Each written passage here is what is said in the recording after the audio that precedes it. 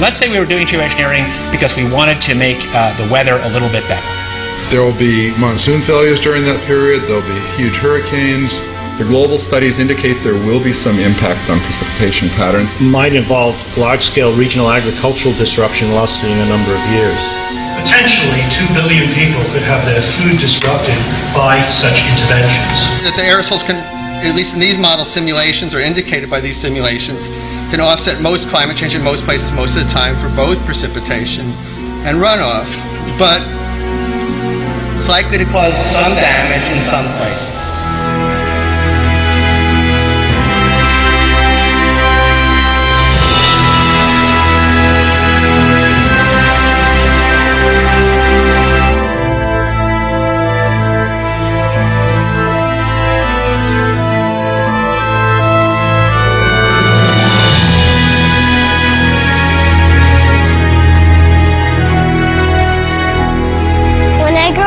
Be either an artist or a teacher. I want to grow up in a world where there's lots of nature. I love nature. How can I look my children in the eyes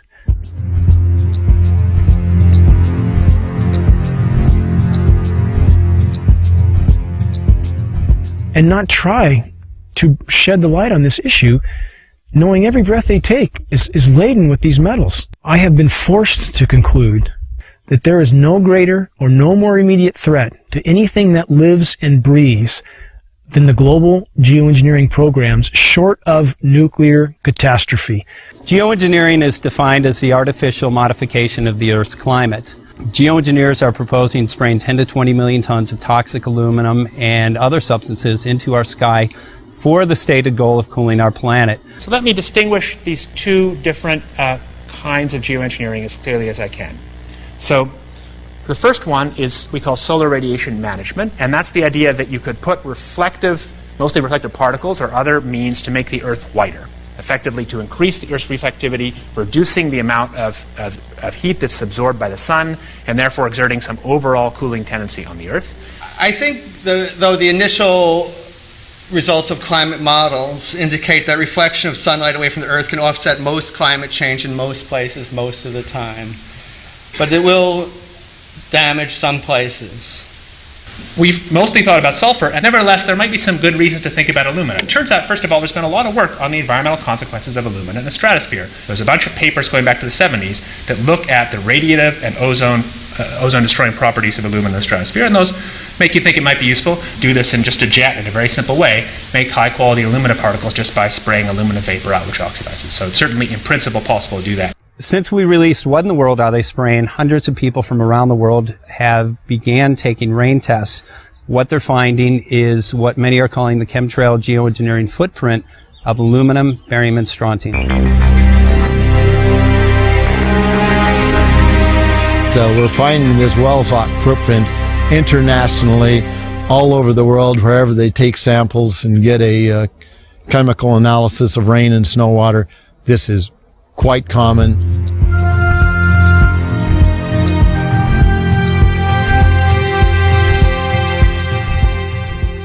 Wherever you see the jet chemtrails go over, you're going to get aluminum, barium, strontium coming down on you. Why would we not believe it's happening when what we see in the sky matches exactly the express goal of numerous geoengineering patents, about 160 or more? Why would we not believe this is happening when every element showing up in the rain tests are the primary elements named in those geoengineering patents? Why would we not believe this is happening when we have escalating levels in very short time frames, as short as 5 years? We see rain levels of aluminum, for example, escalating as much as 50,000%. California air quality studies do not show these metals migrating from China, and it's of recent origin. So, this bombardment of heavy metals that's raining down on us is coming from somewhere. Why would we not believe geoengineering is occurring when the weather patterns are so altered here in exactly the manner stated by geoengineers and reports on the consequences for geoengineering, which are diminished rainfall, which are increased ozone destruction? We have a massive ozone hole in the northern hemisphere now. Should aluminum be in the soil in the rain? And yes, it should be in the soil. It's naturally there, always was there. And should it be in the rain? Well, absolutely not. But the standard reply has been, your samples are contaminated But since we are getting samples now that show zero aluminum, and we're getting lots of barium and strontium and zero aluminum, so that just proves that if there was dirt in our samples of some sort, dust blown up from the ground, we should get some aluminum in some detectable quantity. The primary ingredients in geoengineering are specifically the oxides of metals, including aluminum oxide.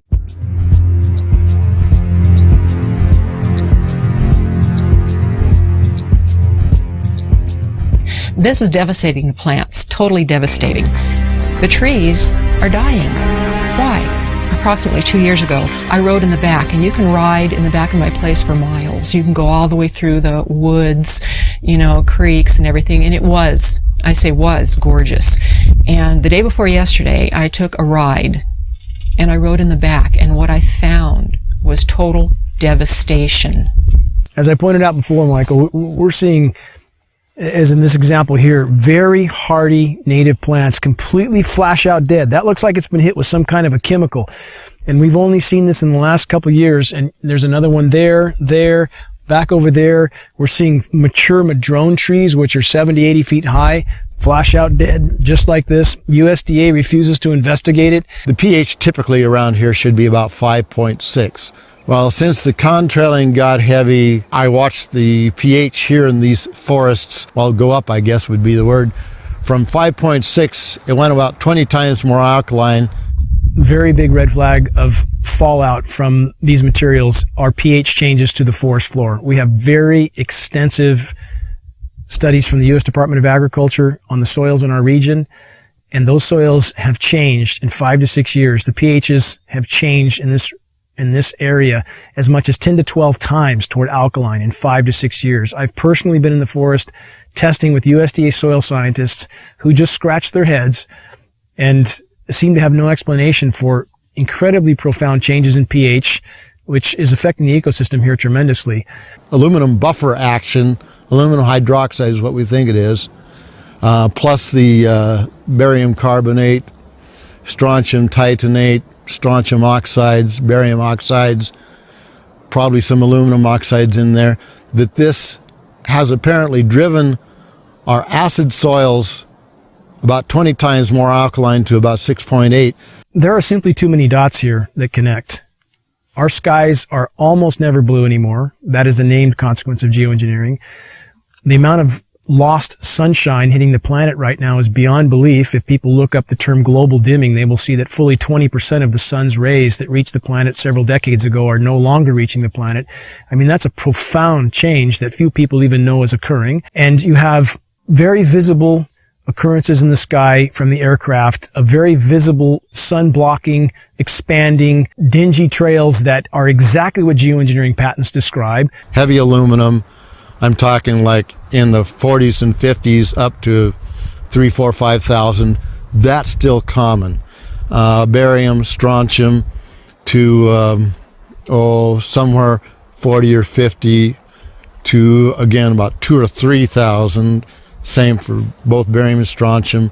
Where is this mountain of metal coming from? Why is asthma, ADD, Alzheimer's, autism, all elements related in many studies to aluminum or particulate inhalation? Why are these ailments going off the charts with no apparent explanation? Why has respiratory mortality in the continental United States gone from 8th on the list to 3rd in 6 years? And no one seems to ask any questions. Why every other person has asthma now? Why every other commercial on TV is an allergy medication? And again, when David Keith, the world's most recognized geoengineer, was asked on the record, had there been any studies done as to the consequences of dumping 20 million tons of aluminum into the atmosphere, his answer was patently no. While geoengineers claim that their models are to cool the planet, a number of studies now are arising that indicate, yes, temporarily there will be regionally cooling as these particulates reflect the sun. However, they actually at night act as a blanket and will warm the planet. So the question now remains, why in the world are they spraying? One of the things that geoengineering is about when you're environmentally doing something with the atmosphere is that you can be engaged in weather modification. Historically, weather modification in the United States began to be looked upon in the 1940s as something that people would want to do.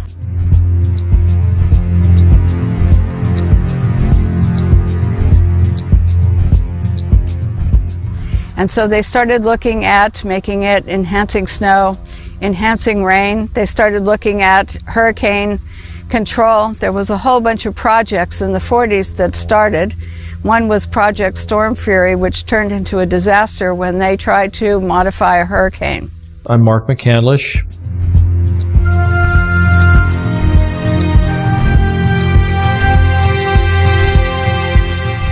And for the better part of 30 years, I worked in the aerospace and defense industry. Had a secret clearance twice during my career.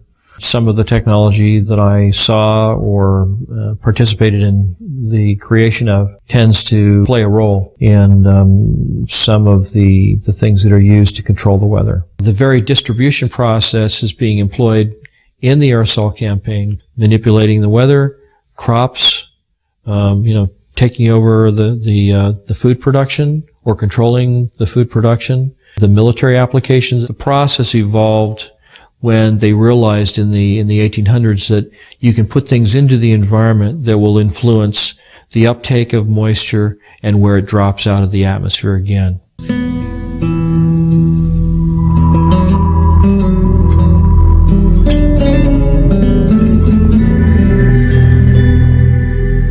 My name is Scott Stevens.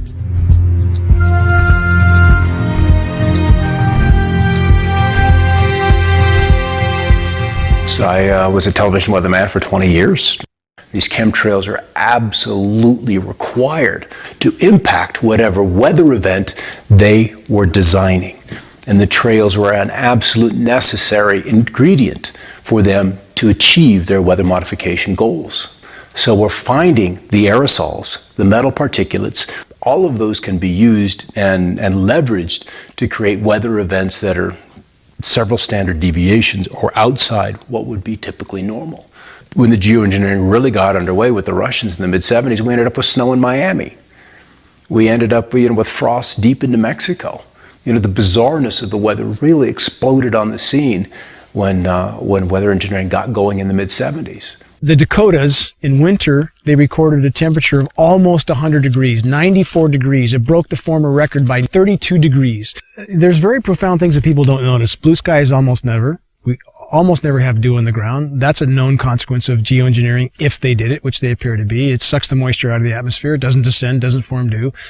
We have massive temperature disruptions. People are starting to wonder, why is it 80 degrees one day and then snowing the next day at 50 degrees or 45 degrees and then back up to 80 the day after that? When you push and pull the climate with these manipulation programs, of which there's a mountain of data to corroborate their existence, then you start to have massive fluctuations in the system.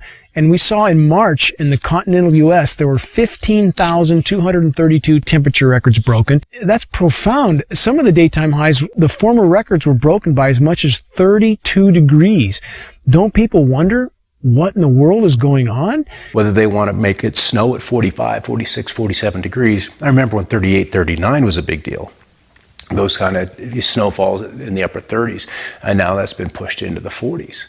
There's a patent called ice nucleation for weather modification. This is a patent from NASA. It can be found online in its full form. This patent is for the creation of artificial snowstorms from what would have been rainstorms. However preposterous this sounds to people, if they look up Chinese create snowstorms, they will find a long list of articles where the Chinese Bureau of Weather Modification openly admitted that they were creating snowstorms until they did $1 billion worth of damage in Beijing. So my question would be, if the Chinese can do this and NASA has a patent for the same purpose, why would we believe snow events here are natural when it's snowing now regularly at 45 degrees, sometimes 50 degrees, heavy, wet, concrete snow that's full of aluminum, full of barium, full of strontium? Consider the ice pack in their first aid kit that can sit dormant at room temperature for decades until the chemicals are mixed together, at which time it creates ice. As an on-air meteorologist, I had a responsibility to my audience. There were storms that were not behaving as they were modeled or they historically would have responded.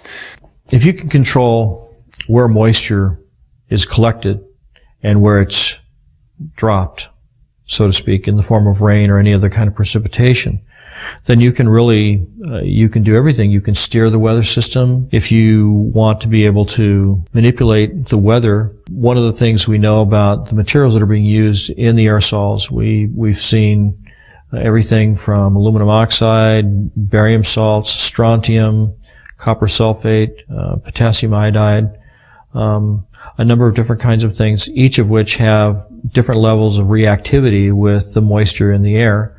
Some, like aluminum oxide, tends to sequester the moisture. The aluminum oxide nanoparticles, which are microscopically fine and uniform in size, attract the humidity, the moisture in the air, and it basically forms like a nucleation process where the moisture condenses on these particles. With cloud seeding, the cooling will be achieved by making clouds reflect a bit more sunlight back to space than they would otherwise, and less sunlight reaching the surface would tend to cool the planet. These aerosol particles act as something called cloud condensation nuclei, and these are sites where these particles act as sites where cloud drops can form. Well, the one thing that we know has happened is because these are nanoparticles and they float like mad with a little bit of moisture added to them, they go over the Continental Divide and they dump all of California's rain into the Mississippi Valley, which is the reason they're having floods and tornadoes and fierce storms and odd weather back east. The effect here in California is drought. Now then, if you hit that area of the sky with a beam of a particular kind of radiation, and you can heat those particles up, just like heating up, your cup of coffee in the microwave, these particles begin to vibrate and resonate if you use the right frequency of RF energy, that they then heat the surrounding air, and they will take all of that air and the moisture that's in it to a higher altitude where it's much colder, and it'll condense and then become a low pressure system. Well, there's a couple of locations where they tend to be very interested in leaving their trails. The big one and the surprising one for me is under areas of high pressure, where you would expect to see the blue skies, the dry conditions. Those are prime targets for trailing. A couple of reasons. High pressure is stable. It's relatively still. We've got the clockwise flow around it. And if you accentuate the high, and so it's very easy to add those particulates of aluminum, barium, and whatever else they want to put in there. And as you add heat to that, those particulates then radiate the heat into the atmosphere and it warms. What does a warming atmosphere do? Boom, it expands. And so that's one way. It's a very simple way, but it's very apparent because under the high pressure, it's supposed to be quiet. It's supposed to be still. It's supposed to be blue. And we're not seeing that.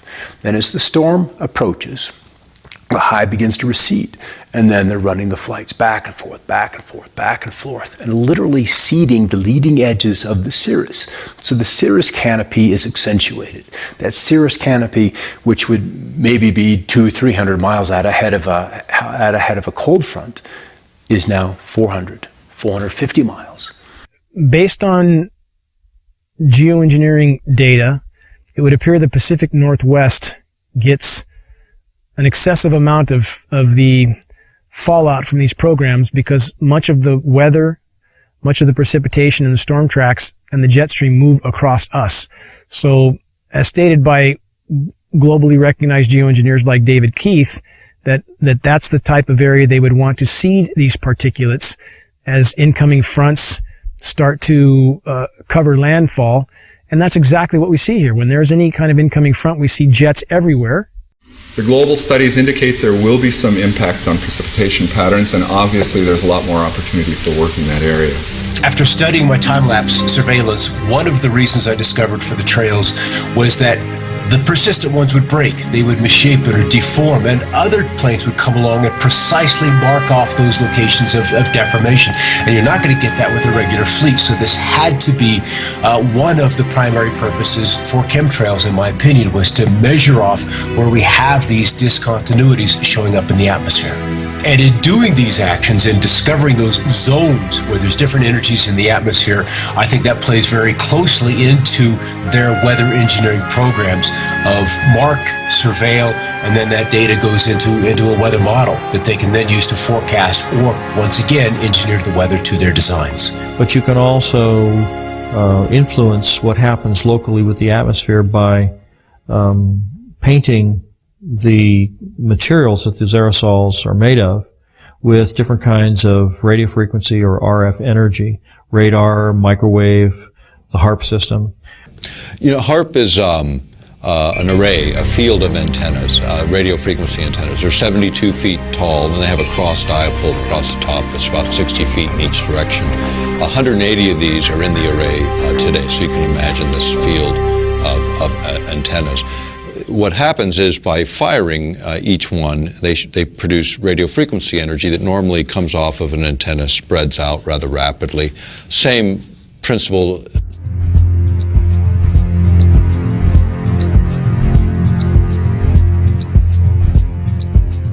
Principles in physics would be like a flashlight shining on a wall. You know, you start with a narrow beam, and by the time you hit the wall, you've got a wide beam. The idea with HARP is to get it to focus or concentrate that radio frequency energy so it doesn't spread out, so you can hold it tighter together and then manipulate it in very specific ways.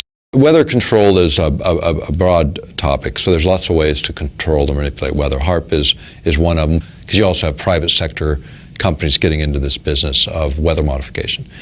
In the case of HARP, do you need, people always ask me, you know, do you need particulates dispersed in the atmosphere to make more effective? You actually don't. Would it make things more possible? Could you enhance certain effects? Probably so. Could you control energy distributions more efficiently? Probably so, because you're putting in conductors or you're putting in reflectors, you're putting in particulate material. If you've ever experienced a hailstorm and you've picked up one of the hailstones and you slice it open with a razor blade, you'll see that it's layer upon layer upon layer of ice.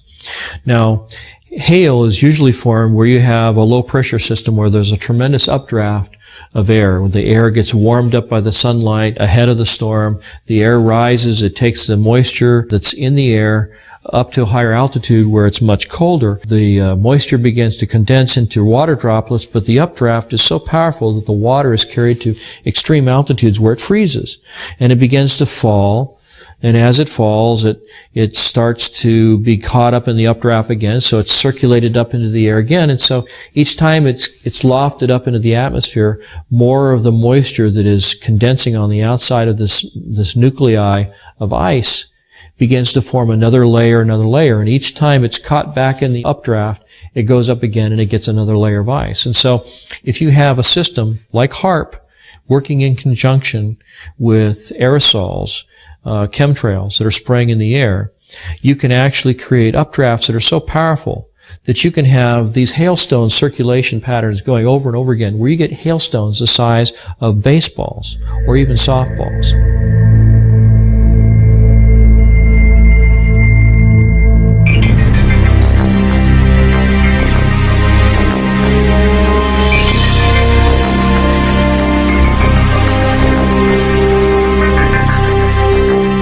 Weather has always been a strategic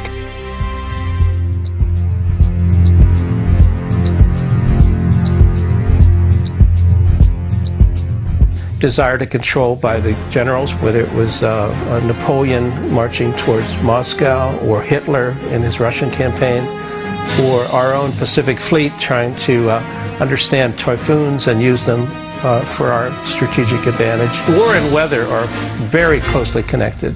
And they've been connected ever since about 1812 or so, maybe earlier than that. Hannibal had to face the snows in the Alps. And so there's a long history of weather and warfare interactions. Environmental manipulation is like the ultimate method of covert warfare, because you can literally shut down food production. You can create a situation where the people within a country revolt against their own government.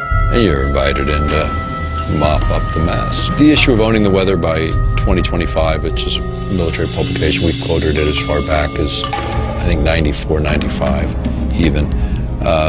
But you go back to these earlier reports and you look at sort of what was the objective. And the objective is exactly that: control the battlefield environment. Environmental factors give you an absolute advantage. If you can weaken your adversary before you have to fire the first bullet, maybe you even win the war. Whether it's incredibly historic sandstorms when we're invading Iraq, or you want to drought out or flood out a dictator that you're not happy with, or obscure a beach when there's a landing, or if you just want to make money on the futures market.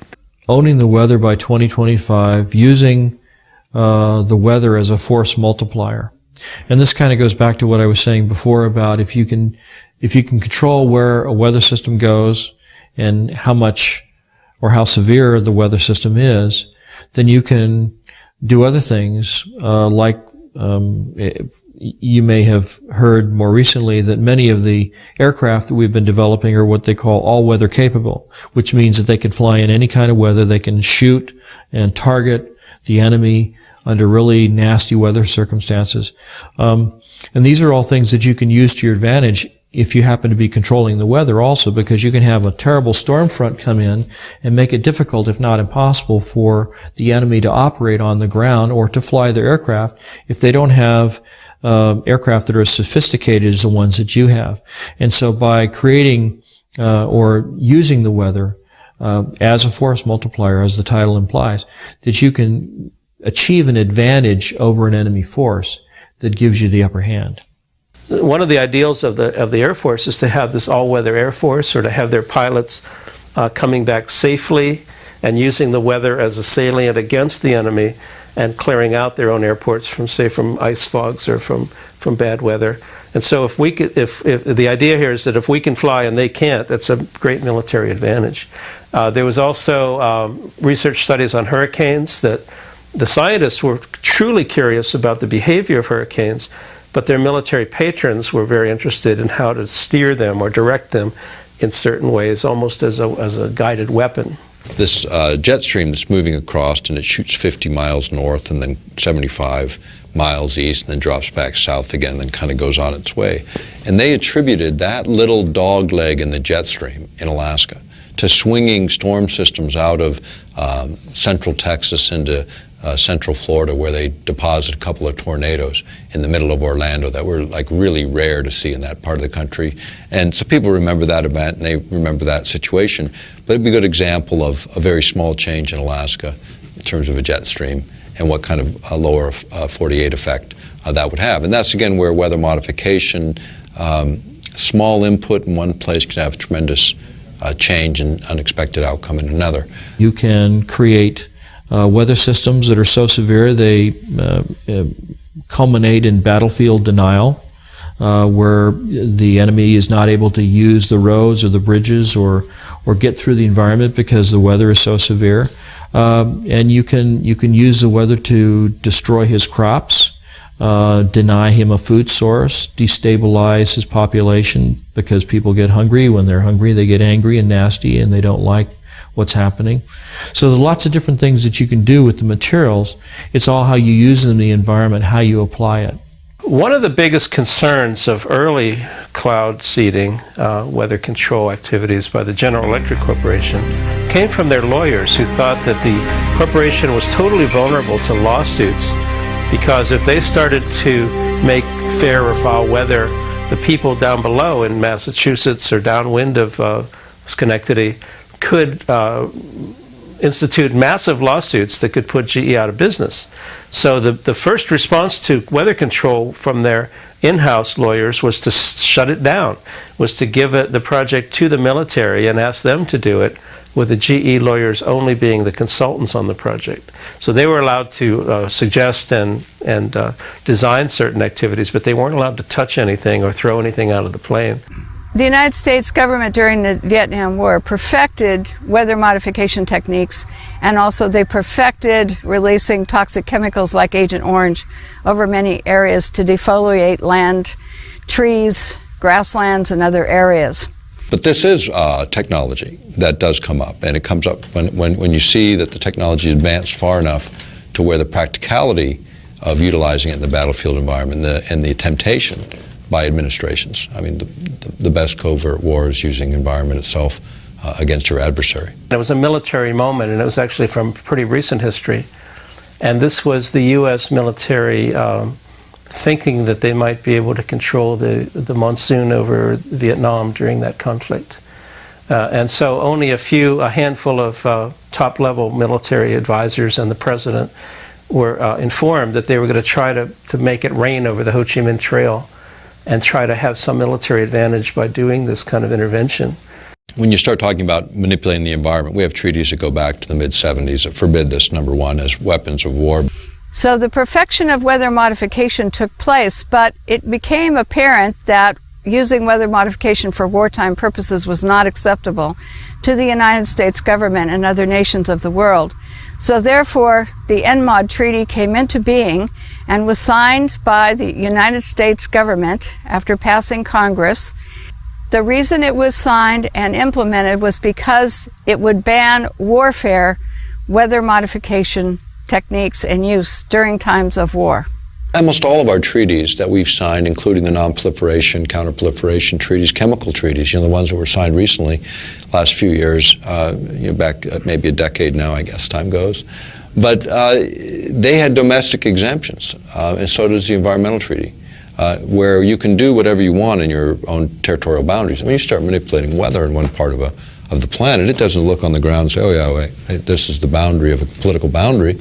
It fails to recognize those. So you start to talk about geophysics and manipulating the planet itself, then it's a question of those kinds of exemptions shouldn't even be allowed. Meteorology and the military have a very long history, as I said, and it goes into the strategic advantage that multiplies your traditional force, that is your armament, into using nature to your advantage as well. They want to create a storm in the southeast, then they'll start engineering out over the North Pacific. That's where the trailies will be, because you want to work out several days ahead of time so you have less input, and you multiply that over a couple of days, you can have a big result in 5 days' time. So small input upstream, big result downstream. And one of the rules is always work with what's coming. Don't try to necessarily work against it. You can kill a storm in place. That's easy to do with HAARP. You just change the polarization, you change the ionization of the atmosphere, and the storm will fall apart. It will affect the setting up of the storm tracks, the jet stream, the location of the storms. And so you end up with an intervention on the solar side of things would pretty directly begin to affect the weather patterns. And so climate control, or attempted climate control, and weather control rely on this very large spectrum of intervention. It's also true that if you can forecast climate, you can control a lot of futures markets, and you could know if you had the best information, or if you had some leverage over what the climate system is going to turn out to be, you would be able to invest in advance in all your crop futures and your agricultural activities, and not just agriculture, but weather effects. I think it's something like 80% of the U.S. economy is weather sensitive, and so all kinds of businesses would like to see some weather edge, some advantageous information that they would have. It's absolutely entirely possible to profit from the weather.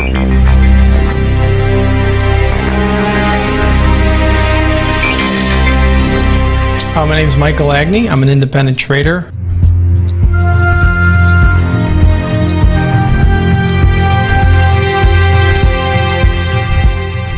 Trading commodities at the CME Group, member of the Chicago Board of Trade, and have traded derivatives and futures cash for over 15 years. Weather derivatives are financial instruments that firms would use to hedge risk concerned with adverse weather conditions. The first weather derivative was originally traded by Enron back in 1997. Weather derivatives started in 1999 at the CME Group. Big utilities, reinsurers to hedge against hurricanes or tornadoes or flooding, some sort of catastrophe, hedging against a cooler summer or a warmer winter. Let's just say I was insuring a product for $5 million, no matter what it was. Let's say if I was a utility company, a farmer, whatever it was.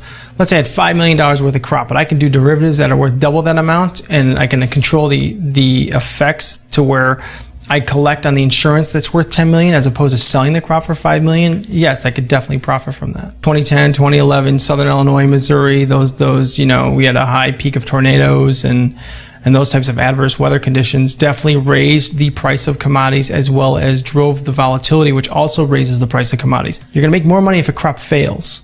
You're creating insurance that's over the price of what your crop is worth, let's say. So if you can control the weather, you control how these products grow.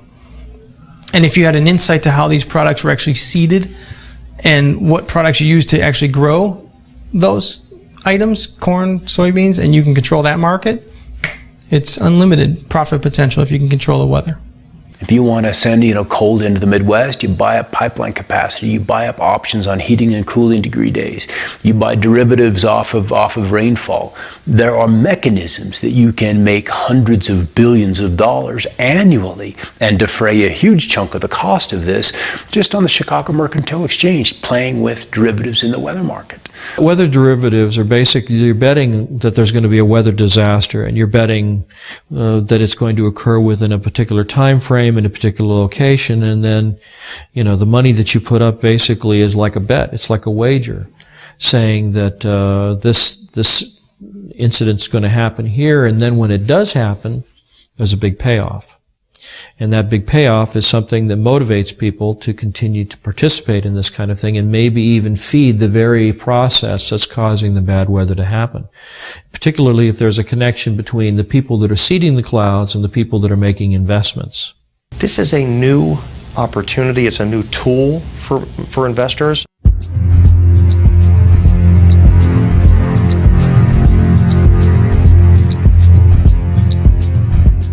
Even if someone has no interest in, going on the offensive side and buying things, it definitely behooves them to be aware of what's going on out there. The extreme weather is here, and it's not going to reverse itself.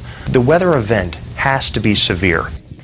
Ionospheric heating, in fact, these instruments, when they were first utilized, which is in the former Soviet Union back in the 70s, they started out then, they still call these ionospheric heaters because in one mode of operation, you can literally create above this instrument on the ground, you can heat an area up to 30 miles in diameter in the ionosphere. So you heat it up, and by heating it, it literally raises it. So then imagine this column moving up several hundred kilometers out, and then the lower atmosphere begins to rush in and fill that vacant space, that void.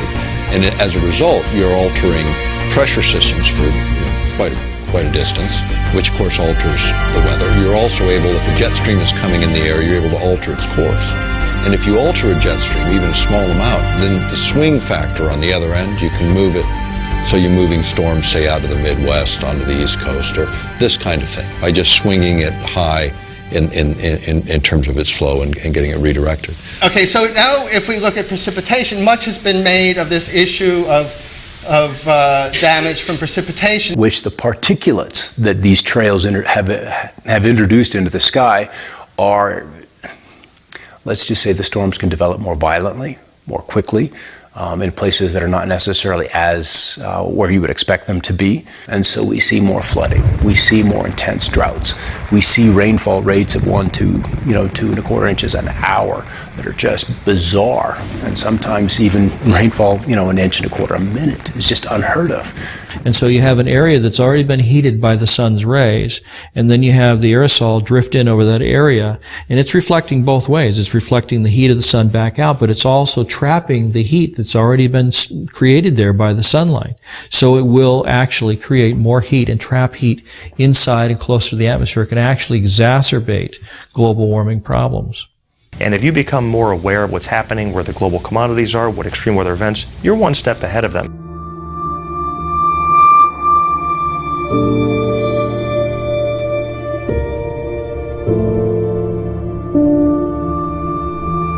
The nature of the risk and our ability to respond to the risk is much greater in the case of the scenario that might involve large-scale regional agricultural disruption lasting a number of years. So the agenda was drought. The agenda was to kill the storm, at least in that one particular spot. You see a tremendous and significant loss of property and crop production. Many times this will cause farms to go out of business, and when farmers go out of business, they usually have to sell, and then if there's somebody waiting in the wings to buy their land and then turn that land over to the production of genetically modified crops, you can see where there would be kind of a strategic advantage there. There's something that happened in the Midwest, and I'm sure everybody's heard about the flooding in the Midwest, and what happened is George Soros and his big corporate monolith went in and started buying up the farmland. So not only is it creating all these stresses, it appears to be a corporate land grab. In other words, when the farmers, the small farmers, go out of business, they're wiped out through these droughts and everything, then the big guys come in, buy up the land. And if you think of Western history, there's a lot of it concerning water rights and even water wars. And so they were shooting about access to water to water your livestock. And now people are thinking, or at least the people who are involved in weather control sometimes think about the river of moisture above our heads. And geez, if we could just tap that. But that too is a water right that would involve access to people that felt that maybe they had prior rights over it. You're reducing the food security of people through deploying these kinds of approaches that potentially 2 billion people could have their food disrupted by such interventions.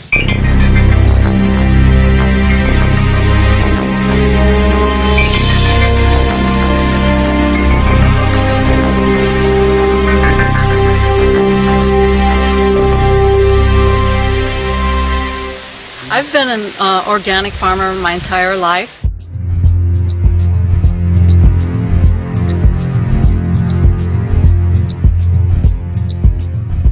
And I've been, in the last 8 years, been certified organic. And so I've been growing food in a way that feels healthy, where I have the most energy. And now it's not so healthy. I want to pass a really nice, healthy soil, rich soil, earth on to the children and have it be fertile. My name is Joel Gil Coca. I've been farming in this land for about 5 years.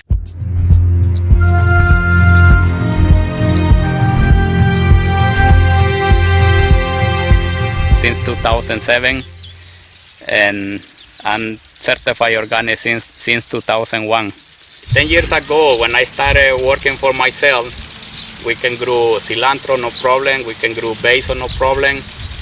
We can grow Chinese cabbage without get trouble, or any vegetable. But 10 years after, 5 years after, that everything started declining. Could you add some of the environment that affect a large population? The answer is absolutely yes. I started seeing chemtrails being laid overhead more frequently and noticing the change in the crop production. What we see in our area, anytime there's convective clouds, anytime there's a large cumulus cloud forming and beginning to rise, we hear aircraft in the vicinity, we see them actually flying over these convecting clouds, and then in a very short time, before those clouds generally will drop any precipitation, we'll see the entire cloud more or less dissolve into what looks like a massive smoke bank. If you can control the weather, then you can control where the rain falls or where it doesn't fall. And if you can do that, then you can control whose crops survive and whose crops thrive. And if you happen to be favoring a corporation or a group of corporations that are flooding the market with genetically modified crops, you can see how manipulating the weather can actually change the market share that one or more corporations have. And there's lots of different ways that you can do it. You can do it by denying precipitation or by giving too much. You can cause, unusually large hailstones to come out of the sky and completely obliterate a crop of corn. There's lots of different ways that you can do it. Tornadoes rip up an entire town, like Joplin, Missouri, I think it was. If you look back at the tapes of those weather systems and you look 5 days prior to that, you'll see that in those days preceding those events, there was all kinds of aerosols being sprayed all along the California coastline, where the moisture for those storms came from, where those storm systems originated. It's insidious when you think about it. Well, Mike, I've seen since the chemtrails have come, there's a direct correlation with the way the food doesn't look as healthy and vibrant, and less of it, and that concerns me. And of course, all crop losses are related to weather modification problems, either climate, worldwide weather, or local weather, which is called microclimates. And these microclimates definitely determine what crop grows where and in which community. And so therefore, without stable microclimates, we cannot produce as much food for the rest of the world and ourselves as when we have a more stable microclimates, not only in the United States, but in other countries as well. We fertilize it really good, and they still have a lot of trouble to produce. And I think this is not fun because we're losing a lot of money put them into this kind of production. In 2008, 2009, 3 times I lost my complete planting of Chinese cabbage. Weather events is one of the key components to most commodities that are traded. Let's just say your agricultural group, corn, soybeans, wheat, something along those lines. Weather is by far the largest affecting factor in the price of those commodities. If one farmer's crop fails, we have a major crop failure, say in corn, now that's going to affect every other company that uses corn in their manufacturing process. There's going to be less of it. And anytime there's less of something, that creates a price rise. Demand rises. Okay, because there isn't any of it. There's only one thing. You've got 5 people that want it. So they're going to pay more money for it. The companies know that. So they're going to hike the prices up anyway. The consumer actually sees the big brunt end of the higher, costs in the commodity due to the adverse weather condition. Obviously, the consumer will pay that price. I've noticed that the rainfall is less predictable, and then when it does rain, it does rain periods of time that's more like longer periods. So not only do we have the pollution, not only do we have stunted growth, but we also have changes in weather. And it's been severe changes in weather all across the globe. I don't have a clue how bad they are, but I know they are affecting already in certain plants, like basil, cilantro, and sometimes the broccoli gets too much fungus. It can be from those things because no matter what we do, it doesn't fit. It's not working right. It appears to be a fungally related ailment, and if one looks at the species extinction rate, which today is estimated to be 1,000 times natural variability, that's 1,000 times normal, a figure you'd think would alarm most reasonable people, which is 100,000% of normal, and 70 to 80% of that extinction, plant and animal, is related to fungal infection. Geoengineering particulates are known to proliferate fungal reproduction. Abiotic stresses are drought, cold, heavy metals, excess moisture in the soil.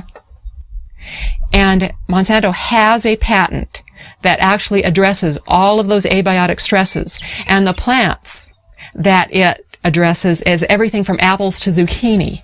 2011 was one of the worst years for things that create abiotic stress.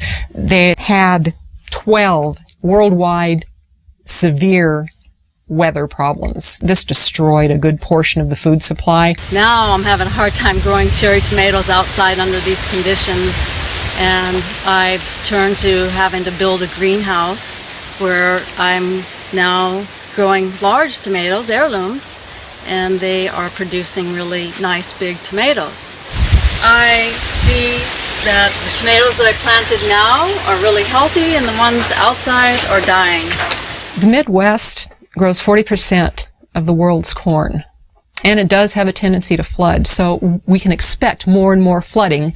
According to the statistics, the EPA statistics say that there's going to be more and more flooding. Monsanto is one of the world's largest chemical companies.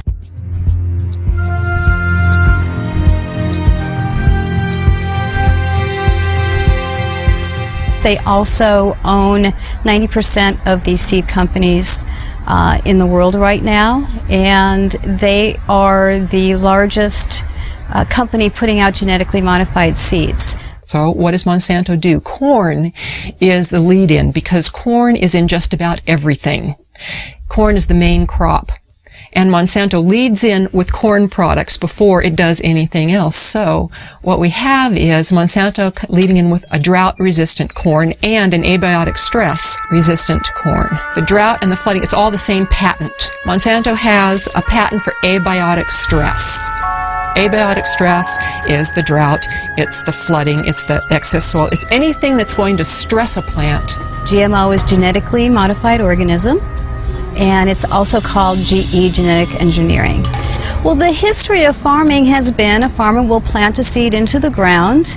There will be nutrients in the ground that will enable that plant to grow. And then at the end of the growing season, they will take some of the seeds and they will save them for next year, and they'll grow their next crop. But what is going on with the genetically modified seeds is they're what's called terminator seeds. A terminator seed will not produce other seeds. With the terminator seeds, these farmers have to go back to Monsanto every single year and purchase these extremely high-priced seeds. There have been studies outside of the United States showing that genetically modified seeds, the plants that come from them, are extremely harmful to humans and other life on this planet. When I started farming, I produced 100% my crops, but in the last 4 years, I've been declined to 50-75% if I talk into lettuce crop, because I've been lost everything. And that's why I start moving all different crops so I can cover the loss. Well, my food production has declined at least by 60% in the last, 10 years. I've noticed banana stalks are smaller, and certainly the tomatoes, I'm hardly getting any. I used to get bushels of tomatoes, and now I can barely get a bowl. My concern, it can be, it's possible if we're going to run out of business if they continue doing that. They really need to stop it doing. That's all I believe, because we cannot change the system, the mother nature. We have to keep going the way it is. It's not possible. On the other hand, heat stress is going to be one of the things, or thought to be one of the things, that might limit production of crops throughout the tropics. And so there are some questions of trade-offs of, if you think you're going to benefit many people and harm some people, how do you deal with this issue of equity, and what are the options for dealing with that? A really interesting thing that I found is that the EPA has concluded that incidents of heat stress, drought, flooding, cold, any type of abiotic stress is on the increase. And loss due to that is going to double by 2030. Then you put yourself up as the solution.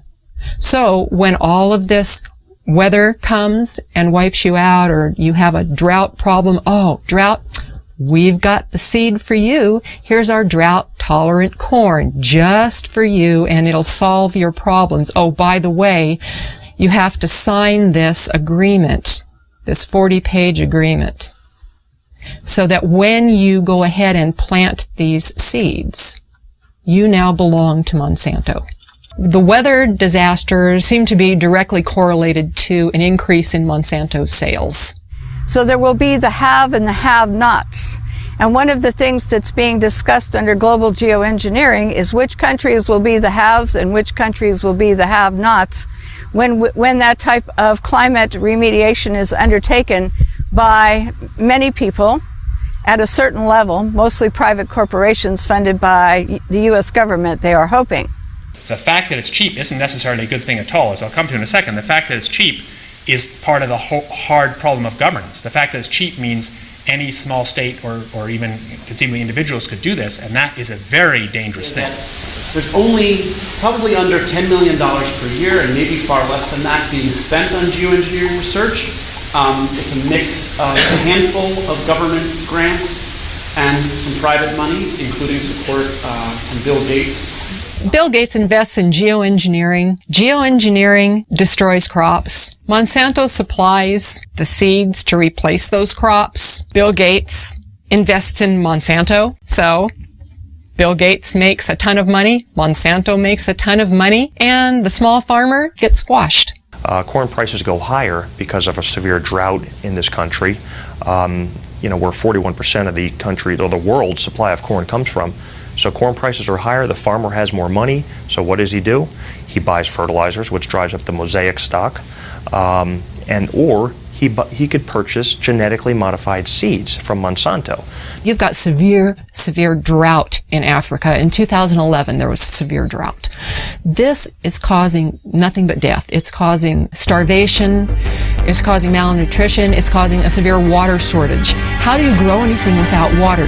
You cannot grow anything without water. So, what does Monsanto do? They say, oh, we got a drought-tolerant corn for you. There's been an excessive push to get bioengineered crops into Africa. They look at severe conditions as an opportunity. They're disaster capitalists. Okay, so here you have farmers, and they've got flooding, they've got droughts, they've got everything that totally wipes them out. So what happens? Okay, if they plant it early enough in the year, they can go ahead and try and plant again. So buy more seed. Okay, buy Monsanto seed. So they're just raking up on that end of it. Okay, so if you can create enough weather manipulation, you can shorten growing seasons, you can create enough of that disaster, and you've got the seed supply, they've got to come to you.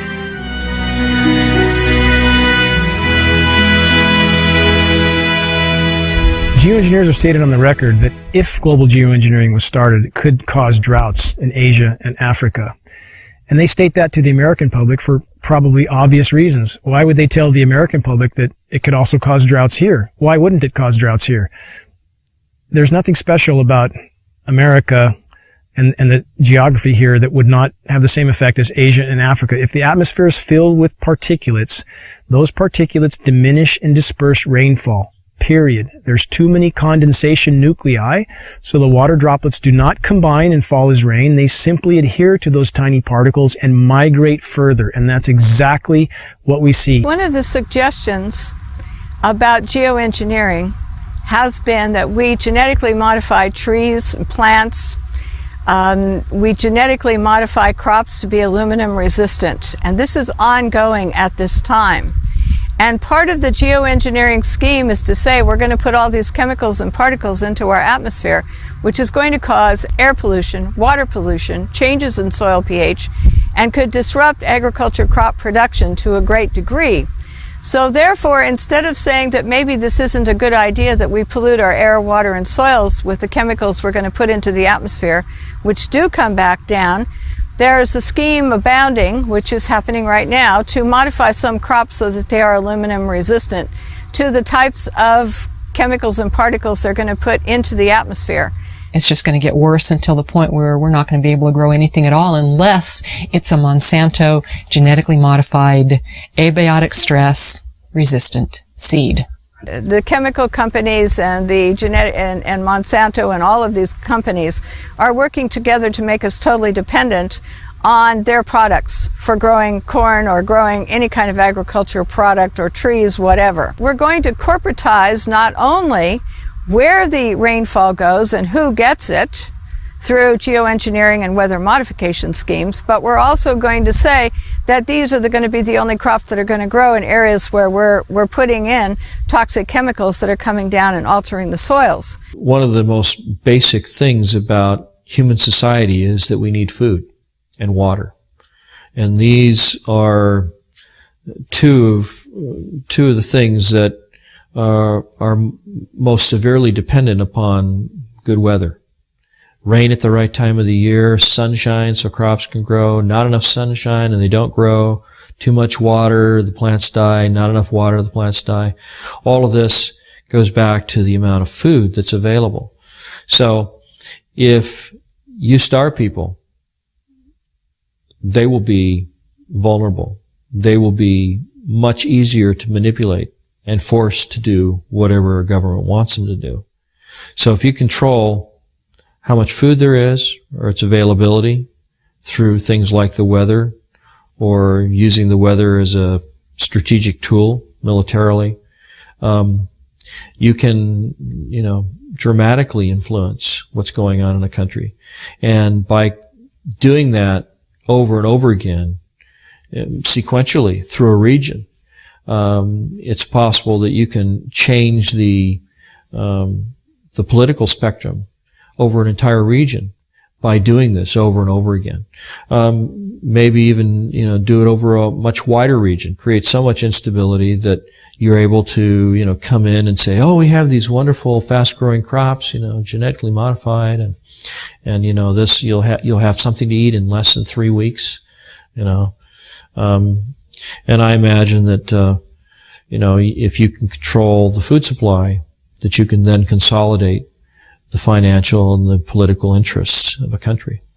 Could predicting the weather enable a group or specific entity to profit from that knowledge of knowing what type of weather or weather pattern will be? Absolutely. That's what all commodities are driven by. They're driven by predicting the weather, how the weather will be in a certain location, and that directly is correlated to the price of that commodity. Absolutely. There's no doubt.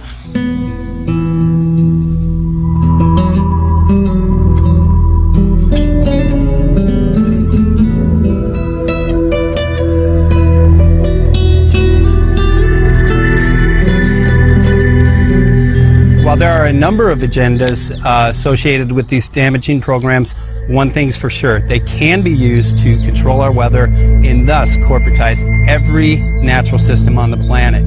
This enables certain individuals to consolidate an enormous amount of both monetary and political power into the hands of a few at the expense of every living thing on the planet. Just by definition, the geoengineering programs are a direct assault on the most elemental aspects of nature. What we're doing when we modify the weather is we're changing the world's climate and we're changing the microclimates. And we are doing it. There are things we can say for certain. There's a mountain of metal raining down on us. We are certainly breathing that metal. We have documented from the computer modeling some unintended consequences. If such a contamination is present, shouldn't we investigate? Shouldn't local agencies investigate, which they have patently refused to do? There's no question that large-scale climate engineering is untested and dangerous. I would disagree quite strongly that it doesn't exist. I think that the capacity to do it in engineering terms most certainly exists, and that's part of the reason we have to think seriously about how we manage that. We are breathing a mountain of metal, and that can't be denied. If geoengineering continues and the weather manipulation continues and genetic modification continues overtaking, we're going to lose our ability to grow good, nutritious food. We are going to lose our ability to thrive. I personally consider this ongoing toxic dumping into our atmosphere to be, along with nuclear radiation, the most dangerous threats to our health and to our environment. We've seen UV scales go off the charts, which are a known consequence of geoengineering, ozone destruction. We've seen rainfall patterns disrupted in ways that meteorologists don't seem to be able to explain or predict. The challenge that all of these weathermen face, all of them, whether they're aware of it or not, sooner or later they will be aware of it. And I went through a period after the epiphany of, how did I not see this sooner? How? I mean, seriously, I'm supposed to do this for a living. How did I not see this?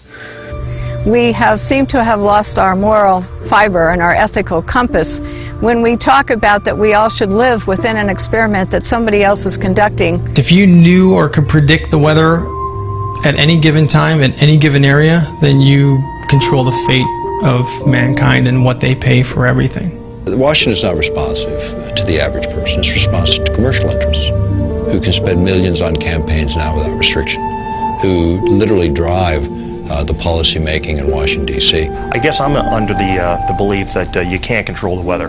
I hope someday we could control the weather. Power becomes an addictive thing. We're taking what the Creator has created, usurping His authority, and bringing it under the authority of corporations. I'm worried that one person or one group would try to have that much leverage over the whole planet. I don't believe that anybody has the right to play God. especially when they're putting particles and chemicals into the atmosphere, which there's unintended and consequences that are known. We don't know it all. We cannot assume the role of creator without dire consequences. This is not a good idea, and this is not a reason to take and do a test.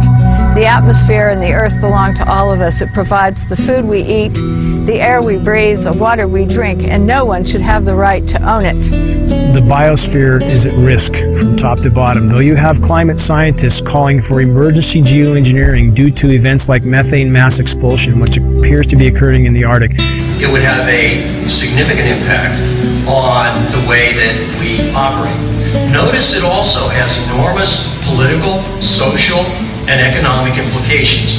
And so we don't want to have some giant planetary oops, I mean capital oops, in which you have a loss of life. It's much, much harder to actually figure out the environmental risks and effectiveness of these new methods than it is to cook them up.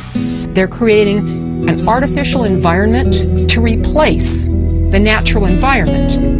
Shredded ozone layer, global droughts, toxified soils, poison populations. Don't these issues matter? Affecting ecosystems in ways we've never been able before. The whole concept of literally playing God with the technologies we have at our fingertips today. And however the climate changes, wouldn't we be better to let the planet react on its own instead of trying to play God? It doesn't have any benefits to society at all. It doesn't benefit the plant. It doesn't benefit the farmer. It doesn't benefit the environment. It's all about money, and weather is another form of commoditizing, a way the Central Command Group can commoditize another form of our life. As the EPA has stated that there is going to be more weather, and they're attesting it to climate change. Well, I agree.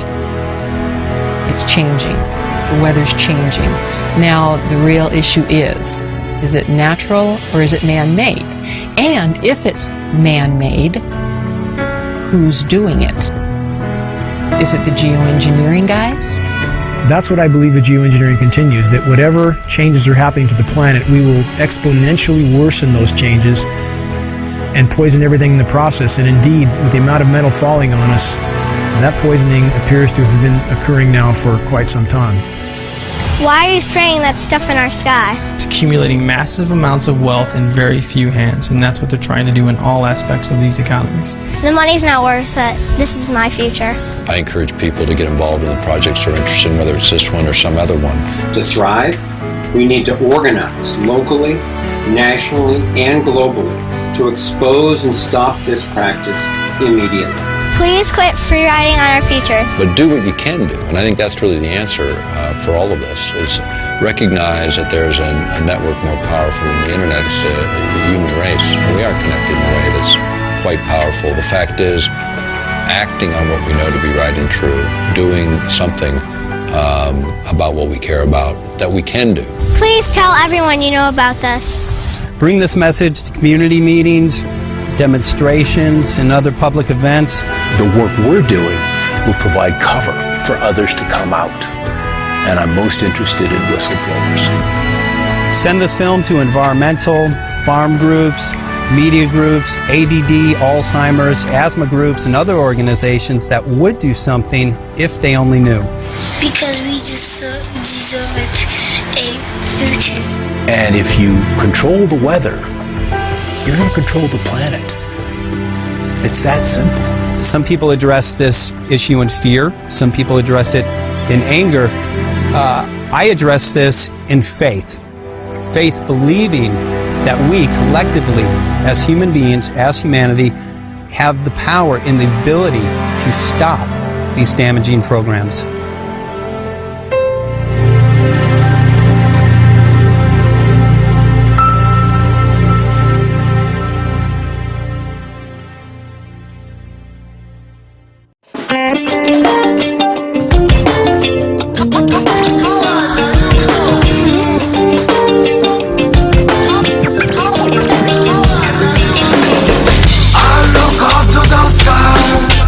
Can you tell me why?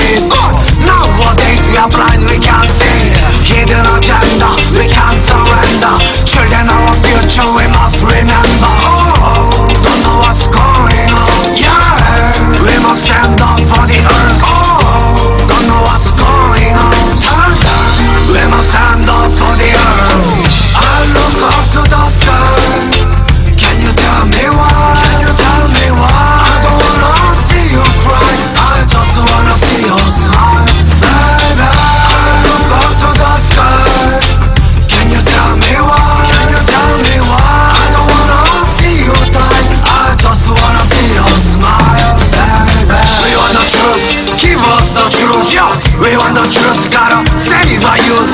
We want the truth, give us the truth. Unite as one.